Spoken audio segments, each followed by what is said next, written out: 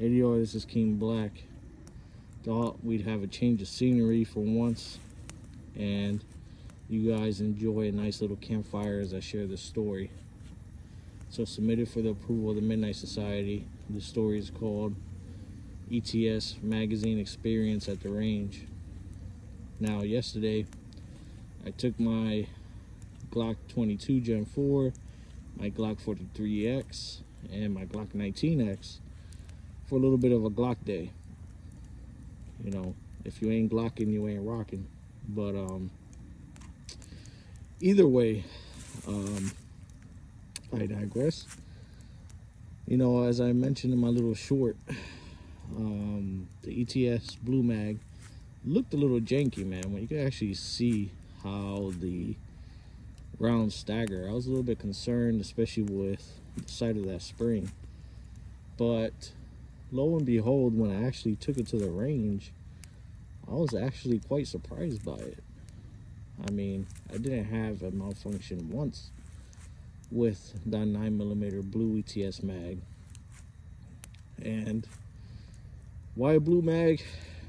Well, I just wanted something different, man. I mean, sometimes, you know, Glock gets this reputation for being boring because they're always black, or now you get these exotic, you know, Cerakote, but from factory it's black, or FDE.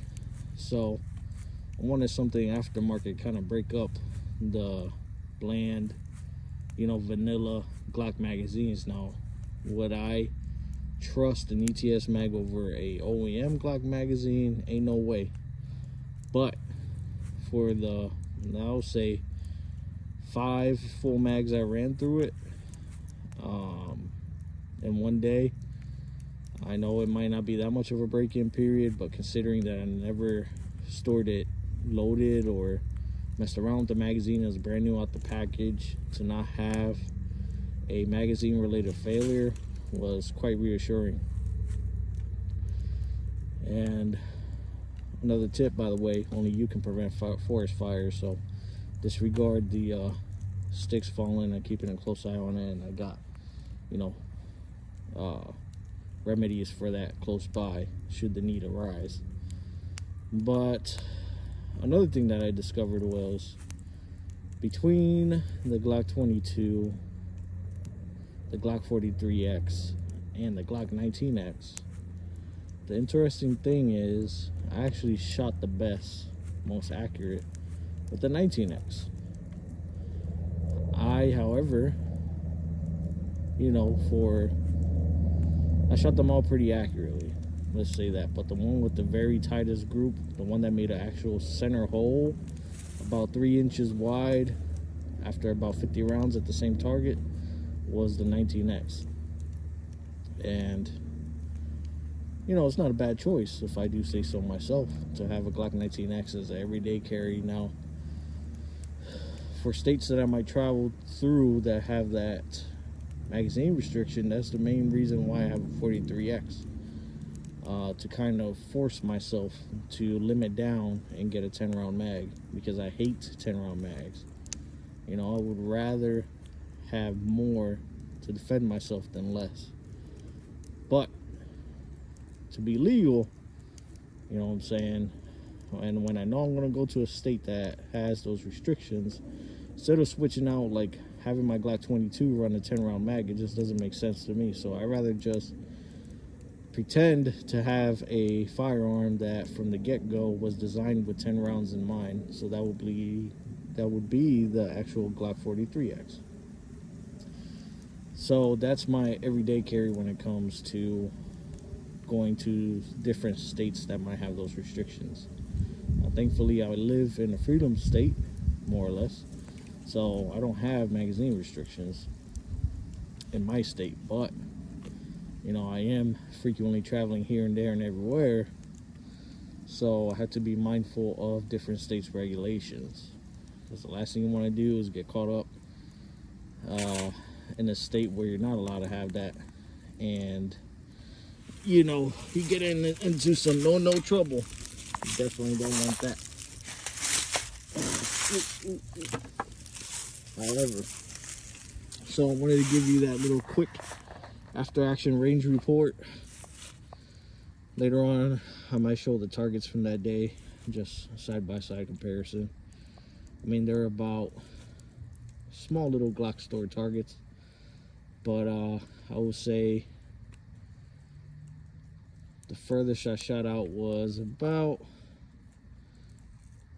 25 yards, and that's about as far as I think I will have to in my situation. I mean, it's not a combat pistol, and I'm not anywhere near as good as like some of these gun tubers out here that can shoot bullseyes at 50 yards and 25 yards. I'm just no. But combat accurate, I definitely am. Extremely confident that, you know, should my life depend on it, you know, I'm not gonna miss. I'm gonna hit something. I'm gonna hit my intended target, which is what's important, which is why you should train, which is why you should go to the range every so often, especially if you don't have like 10 or 15 acres of your own land that you can go ahead and, you know, shoot at. But definitely do things legally. Don't be going out there in the blind and shooting up in the air, shooting the ground in a neighborhood, in a suburban neighborhood. Don't be doing that. Don't be doing no dumb stuff, you know. But, you know, I've always been a big advocate from the beginning. I love my Second Amendment rights, you know. Despite who I am and what I am, being a Latin king and everything, I don't have a criminal record. You know, I've managed to, like I said in the past, have good leadership that set me straight from the get-go. You know, that didn't lead me down the path of, you need to do this and you need to do that. So, and that's how I intend to keep it. Because some of y'all be riding dirty out there, and a lot of y'all with those Glock switches, y'all playing with fire, because first of all, in my opinion, it's inefficient. Like, yeah, you might be able to spray the whole mag in about 3 seconds, but if you don't hit what you mean to, now you got to reload, and you better hope that whoever or whatever you were shooting at can't shoot back at you, because if they're still up, you know, they still have a full mag. And also, when you have a switch on there, it's less manageable, less controllable, so you won't be able to get, you know, accurate fire down the range. It will be more suppression, if anything. So I wouldn't advocate that for a suburban setting. It has very extremely limited uses, and given the way ammo prices are, I wouldn't even really want to do that plinking, you know. You can go through a whole box of ammo, which right now, depending on the brand, it's anywhere between, you know, what, $11.50 at the very cheapest to like $14-15 a box, or 9mm. So yeah, by all means, if you got that kind of money that you can burn through $150 worth of ammo in about 3 minutes or less, you know, go ahead, by all means. But anyways, I want to keep this semi-short because it's a nighttime video. I'm not showing, you know, my face or anything, so wanted to give you guys a little range day observation that I made. I definitely discovered, even though I should have taken my Canic and all of that, I just didn't want to take too many 9mm with me to the range, because then that's too much switching. As it was, I had 3 pistols, so, you know, trying to juggle a 4th, I didn't want to have to do that at the range.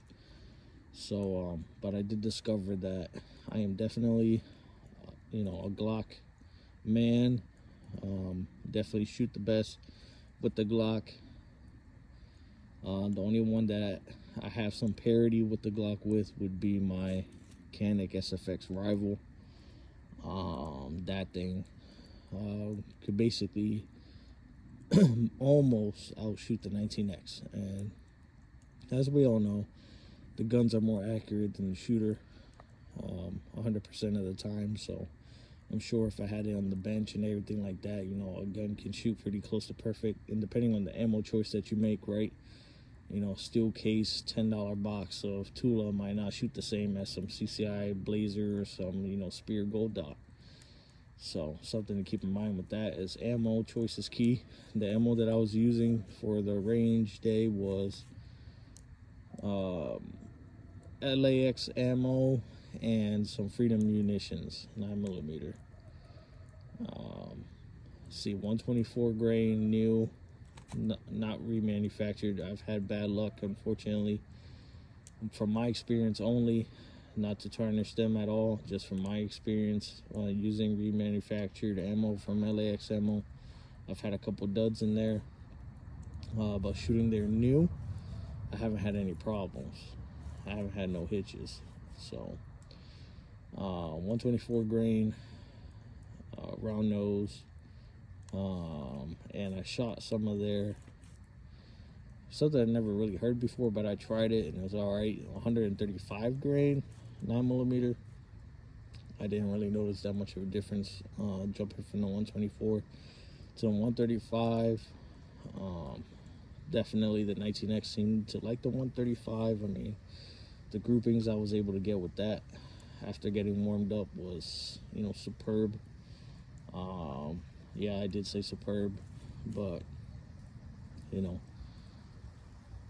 I get why some people want to branch outside of Glock, and I have other guns. It's just I've noticed that despite the weird grip angle and all that stuff, I seem to shoot my best with the Glock. Even though my first gun wasn't a Glock, it was a Taurus G3, and my goodness gracious, as they say, that's probably the most gangster shit you'll hear on YouTube right there. That trigger pull is long on that G3, man. I don't know. I know it's a self-defense trigger, but my goodness, my gosh, my good golly gosh. Trying to shoot that thing accurately, I will always, you know, I think I was anticipating that wall. It's way the heck back. By the time it breaks, like I was pulling low. So like I'll be aiming at the bullseye, and I'm anticipating pulling. And then when it finally goes off, like I'm like barely on the target at all, on a man-sized silhouette.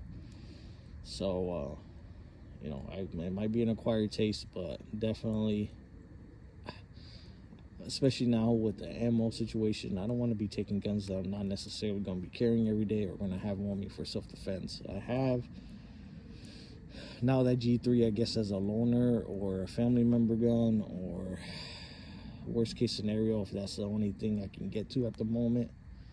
But, you know, I would prefer anything else other than that G3. Nothing wrong with it. I mean, besides the trigger pull, it was a reliable gun. Didn't have any like jams or anything like that with it. But it's just that trigger pull. I can't do it.